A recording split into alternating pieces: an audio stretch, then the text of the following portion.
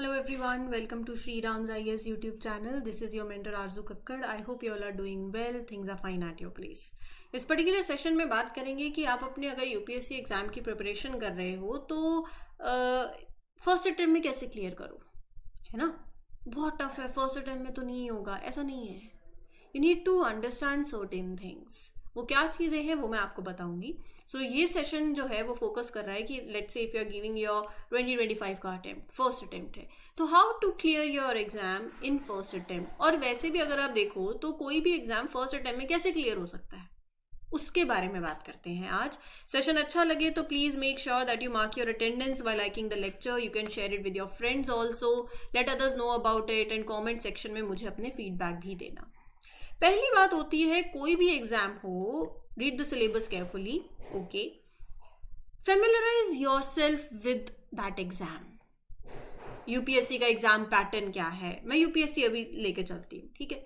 तो यूपीएससी का क्या एग्जाम पैटर्न है, क्या सिलेबस है, कैसी मार्किंग स्कीम है, कितने स्टेजेस होते हैं, प्रीलिम्स में क्या होता है, मेंस में क्या होता है, इंटरव्यू में क्या होता है।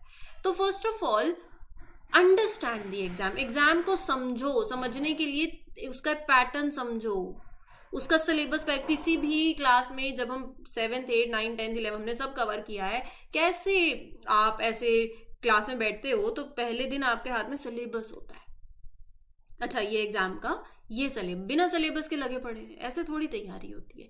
सिलेबस याद होना चाहिए, और ये मैं बहुत बार अपने सेशंस में बोलती हूँ। Read that syllabus carefully, understand कि अच्छा ये एग्जाम में ये पिछले 10 साल के प्रीवियस ईयर पेपर से समझो, उसको, उसके पैटर्न को समझो, राइट। तो पहला तो अपना यही है कि आप जब अपना अटेम्प्ट देने जा रहे हो, पहला अटेम्प्ट है आपका, पहले पूरे एग्जाम के पैटर्न को समझ लो। You understand that exam, you understand each stage of it and learn और रीड के अलावा तो मेरे को लिखना चाहिए लर्न द सिलेबस, रट्टा मार लो सिलेबस का। फिर क्या करना है आपको, प्रीवियस ईयर क्वेश्चंस पढ़ने हैं। जैसे मैंने आपको बताया, बिना प्रीवियस ईयर क्वेश्चंस के आप आगे नहीं बढ़ सकते हो। एक तो जब आप एग्जाम का पहला जोश बहुत हाई है ना, किस ओरिएंटेशन में जा रहे हो, क्या स्ट्रैटेजी सही जा रही है, नहीं जा रही, क्या पढ़ रहा हूँ, कैसे सवाल आएगा। मैं याद करी जा रही हूँ कि लेट्स से फॉर एग्जांपल क्या बताएं, मानस नेशनल पार्क कहाँ है, मैं बस ये पढ़ी जा रही हूँ। यूपीएससी ये नहीं पूछ रही मानस नेशनल पार्क की, ये अच्छा आसाम में है, मध्य प्रदेश में है, कर्नाटका में है, जम्मू कश्मीर में, वो ये नहीं पूछेगी। अब यूपीएससी कैसे पूछेगी नेशनल पार्क से सवाल, ये आपको पता होना चाहिए, ठीक है जी। फिर उसके बाद अपना एक स्टडी प्लान बनाओ, एक कॉम्प्रिहेंसिव स्टडी प्लान होना चाहिए जो आपके प्रीलिम्स के सब पैटर्न से पढ़ा। पॉलिटी है, हिस्ट्री है, ज्योग्राफी है, हिस्ट्री में भी उसके सेगमेंट्स ले लो, एंशिएंट है, मिडाइवल है, मॉडर्न है, आर्ट एंड कल्चर है, इंटरनेशनल रिलेशंस है, करंट अफेयर्स हैं, राइट। तो एक स्टडी प्लान बनाओ कॉम्प्रिहेंसिव, और हर एक सब्जेक्ट को सफिशिएंट टाइम एलोकेट करना बहुत जरूरी है, ठीक है जी। ये भी एक सब्जेक्ट हो गया आपका, तो हर एक टाइम दो, हर एक सब्जेक्ट को एक टाइम अलॉट करो, वो आपके बेसिस पे। अच्छा, मैं एक हफ्ता पॉलिटी पढ़ना चाहता हूँ या एक साथ 2 सब्जेक्ट लेके जाना चाहते हो, राइट, अपनी प्रोफिशिएंसी के हिसाब से इंश्योर कि आप वहां रेगुलर हो और कंसिस्टेंट हो, ठीक है जी। फिर उसके बाद न्यूज़पेपर पढ़ो, सब्स्टिट्यूट नहीं है न्यूज़पेपर का कोई। You keep your self updated with current affairs, जो आप डेली न्यूज एनालिसिस का सेशन ले रहे हो वो लो। योजना पढ़नी है, कुरुक्षेत्र मैगजीन मंथली लेनी है, वो आप पे डिपेंड करता है, बट मैं आपको यही कहूंगी कि चूज क्वालिटी स्टडी मटेरियल।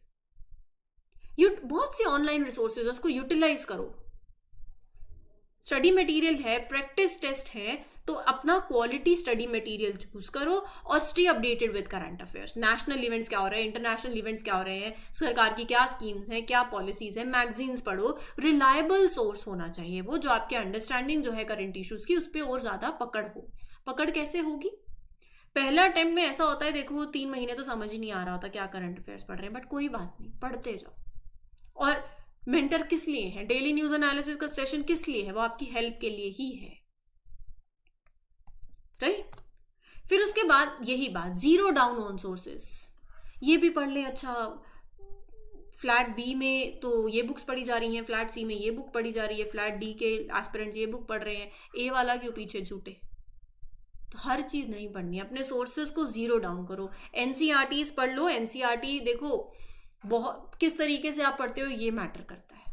अगर मैं फटाफट ऐसे पढ़ने के नाम पे बस पढ़ी जा रही हूँ तो उससे कहानी नहीं बनेगी। Read all the basic NCERTs, have a strong hand on it, right. NCERTs पढ़ने के बाद रेफरेंस बुक पे जंप करिएगा और इन पूरे सिनेरियो के अंदर अपनी रिवीजन को कहीं मत भूलना। मेक रिवीजन अ हैबिट, ये सीक्रेट मंत्रा है।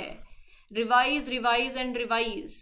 बुक्स को ग्रीन कर देने से कहानी नहीं बनेगी। वीकली आज पढ़ा मैंने, आज मैं अपना शेड्यूल बनाओ।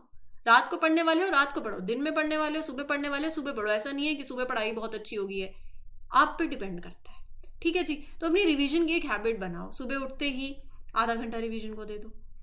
जो भी पढ़ रहे हो, एक पेज पढ़ा, अगले पेज पे जंप नहीं करो, पहले उस पेज को दोबारा देख लो क्या क्या क्या क्या पढ़ा। जब आप अपने थर्ड उसमें हो ना स्टेज में रिवीजन के, तब तो आप उसको लाइंस मार्क करना शुरू करो उस पर। तब आपको समझ आएगा कि ये इंपॉर्टेंट है। पहली बार पढ़ने में लाइन मार्क करने से कुछ नहीं होगा। इंपॉर्टेंट टॉपिक्स को रिवाइज करो, संडे को रिवाइज करो, वीकली रिवीजन होगी, मंथली रिवीजन होगी, कंसाइज नोट्स बनाओ, राइट। आंसर राइटिंग प्रैक्टिस बहुत इंपॉर्टेंट है। हाँ, तो डेली वीकली आपका जो मंथली स्केड्यूल है, you set deadlines according to it कि ये मेरी टू डू लिस्ट है, राइट। अपनी सोशलाइजिंग को थोड़ा कम करना पड़ेगा, राइट। अगर ऐसा एग्जाम क्रैक करना है तो अगर आपको ऐसा लगता है कि मतलब मैं बात भी कर लूँ, काम भी हो जाए, कहानियाँ इधर उधर की भी सुन लूँ, सैटरडे घूम भी आऊँ, तो वो नहीं होगा। You have to reduce your socialising.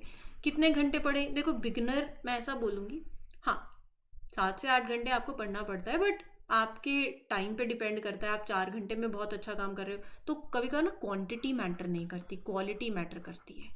7-8 घंटे पढ़ने के बाद कुछ हाथ में नहीं आया, कुछ नहीं समझ आया, कोई सवाल पूछे कुछ नहीं पता, और 4 घंटे किसी ने पढ़ा होगा और मैं उससे कोई सवाल पूछूँ उसको सभी जवाब पता है, राइट। जब आपको ऐसा लगे कि 1 घंटा 50 मिनट्स पढ़ के 10 मिनट का एक ब्रेक ले लो। और वो थकान होना, लेथार्जिक होना, वो नॉर्मल है, राइट। एक्सरसाइज करो अपनी प्रैक्टिस में, योगा डालो, जो भी आप जिससे भी आपको खुशी मिलती है वो सारी चीज़ें भी करो। रही बात आंसर राइटिंग प्रैक्टिस की, देखो एक डेडलाइन बनाओ। फॉर एग्जाम्पल मई या जून ले लो, जून से लेके दिसंबर तक आपका 3-4 महीने जो आपका फिर ऑप्शनल है मान लो, तो वो ऑप्शनल कवर करो। अपना ऑप्शनल स्ट्रॉन्ग होना चाहिए, राइट। पेपर 1, 2, 3, 4 डेली आंसर्स लिखो, आंसर्स लिखो डेली। 6-7 महीने तो आपको मेंस ओरिएंटेड आपकी प्रिपरेशन होनी चाहिए। आपका आंसर की प्रेजेंटेशन कैसी है, क्लैरिटी हो, स्ट्रक्चर हो, और वो लिखने से आएगा। तो राइट रेगुलरली। फिर ना साथ साथ अपने डेवलपमेंट, कम्युनिकेशन स्किल्स, वो sense of confidence, overall personality, interview stage भी तो है, तो work on improving your communication skills. Discussions में पार्टिसिपेट करने लगाओ, डिबेट में करो, मॉक इंटरव्यूज होते हैं फिर बाद में, सो ग्रुप डिस्कशन होती है, उस पर पार्टिसिपेट करो, मोटिवेटेड रहो, पॉजिटिव एटीट्यूड होगा। सोचा है फर्स्ट अटेम्प्ट में करना है तो होगा, और दिन रात मेहनत करोगे तो बहुत अच्छे से होगा। बस अपनी प्रिपरेशन को डायरेक्शन आपके मेंटर्स देते हैं, आपको साथ साथ उस पर लगे रहना है, काम करते रहना है, ठीक है। सक्सेसफुल कैंडिडेट्स की स्टोरीज सुनो, अपने गोल पे फोकस करो, लेकिन उनकी स्ट्रैटेजी को और अपनी स्ट्रैटेजी को ऐसा हो कि उनकी वाली वो टॉपर है, उनकी स्ट्रैटेजी काम करेगी, नहीं, ऐसा नहीं होता है। उनकी स्ट्रैटेजी उनके लिए काम करिए, आप अगले टॉपर बनने वाले हो, ये सोच लो माइंड में, जैसा सोचोगे वैसा ही होता है ना। तो सोचो मैं अगला टॉपर बनने वाला हूं, मेरी स्ट्रैटेजी अलग होगी, वो उनकी स्ट्रैटेजी है, राइट। तो एक सब पूरा खेल आता है, और फर्स्ट अटेम्प्ट में तो एग्जाम और मतलब एक जो एक्स्ट्रा चीज है ना जो फर्स्ट अटेम्प्ट में एग्जाम निकल सकता है, वो क्या है, वो है आपका हाई जोश। वो सेकंड, थर्ड, फोर्थ में कहीं ना कहीं, पहला वो होता है ना निकाल ही लेंगे, हाई जोश है, एकदम हाई स्पिरिट पे है, खून गर्म हो रखा है इस टाइम पे। इस बार तो पहला अटेम्प्ट में हम पूरे अपने मतलब जी जान लगा देते हैं पहले अटेम्प्ट में, क्योंकि जोश हाई होता है, और उसको, उस एनर्जी को यूटिलाइज करो, अपने एफर्ट्स को बस कंसिस्टेंट रखो, रिजिलियंस, डिटर्मिनेशन, और अपनी प्रिपरेशन में एक बैलेंस्ड अप्रोच लेकर आनी है आपको, बस, ठीक है जी। तो ये कुछ तरीके हैं जो आप कर सकते हो। Last but not the least, अपने आप से you be honest to yourself. मुझसे झूठ बोल सकते हो, अपने आसपास से झूठ बोल सकते हो, अपने आप से झूठ नहीं बोल सकते। रिवीजन करिए नहीं करिए आपका मन जानता है, आप जानते हो, so be honest with yourself. ठीक है जी। तो ये चीज़ें हैं जो ड्राइविंग फोर्स है, जो चीज़ें आप कर सकते हो और अपने फर्स्ट अटेम्प्ट में एग्ज़ाम निकाल सकते हो। बस रही बात, इन्हीं सभी चीज़ों पे ही कैटर करना है, काम इन्हीं चीज़ों पे करना है, बस कंसिस्टेंटली करना है। ठीक है, टाइम वेस्ट नहीं करना है, उल जलूल की बातों में नहीं फंसना है, सोशलाइजिंग कम करनी है, और जो कुछ कर रहे हो अच्छा कर रहे हो, बस पॉजिटिव एटीट्यूड। संघर्ष से मत डरिएगा, क्योंकि संघर्ष अगर आप 12th में थे तब भी था कि मुझे एक अच्छा इंस्टीट्यूट चाहिए है, 12th के ग्रेड्स अच्छे लाने के लिए भी संघर्ष था, फिर उसके बाद संघर्ष आपका तब भी आया जब आपने कोई अच्छा एग्जाम देना था, आईआईटी ले लो, पेरेंट्स बोलते हैं बहुत, फिर आईआईटी मिल गई, फिर उसके बाद जॉब के लिए, फिर उसके बाद यूपीएससी हो जाएगा ना, फिर भी संघर्ष है, फिर शादी होगी, फिर वो, फिर अलग संघर्ष है, फिर बच्चे होंगे, फिर संघर्ष है। तो संघर्ष से नहीं डरना। ठीक है, तो इस सेशन के लिए इतना ही। उम्मीद करती हूँ आपको चीज़ें क्लियर हुई हो। कोई डाउट हो स्टिल अपनी प्रिपरेशन में, कमेंट सेक्शन में पूछ सकते हो। This is your mentor Aarzoo Kakkar signing off. Happy learning, all the best, take care, thank you.